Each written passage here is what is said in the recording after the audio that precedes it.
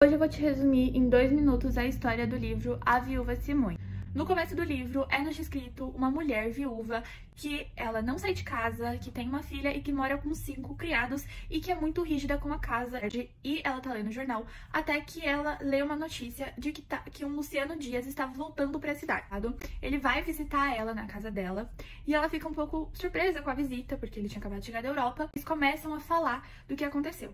Então ele fala que ficou muito triste porque ela se casou e ela fala que ficou triste porque ele abandonou ela, que tem uma filha chamada Sara.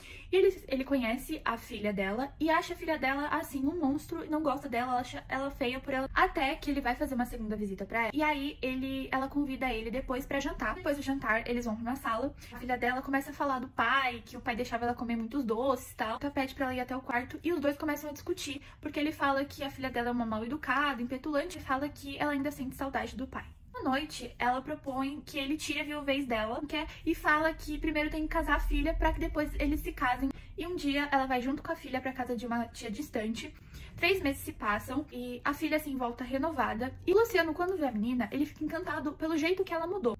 E ela começa a ir mais na casa da viúva Simões. Elas são convidadas para a Sara e o Luciano vão pro jardim e ela começa a desabafar, fala do pai, como a mãe mudou. E o Luciano começa a ver o pai uma figura de compaixão. Ela um dia decide chamar o Luciano e falar que pretende casar a filha dela com o cara que estava interessado nela já há um tempo. E aí ela fala assim pra ele ir lá falar pra ele.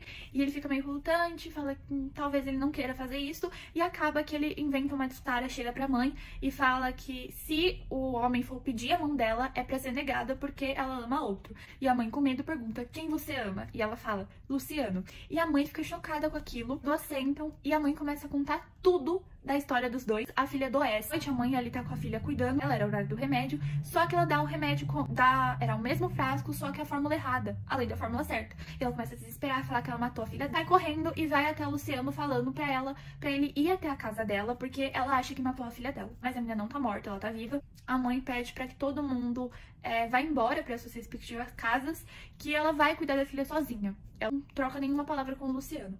E a última coisa que o Luciano vê é a filha e a Ernestina na janela. E esse é a Viúva Simões.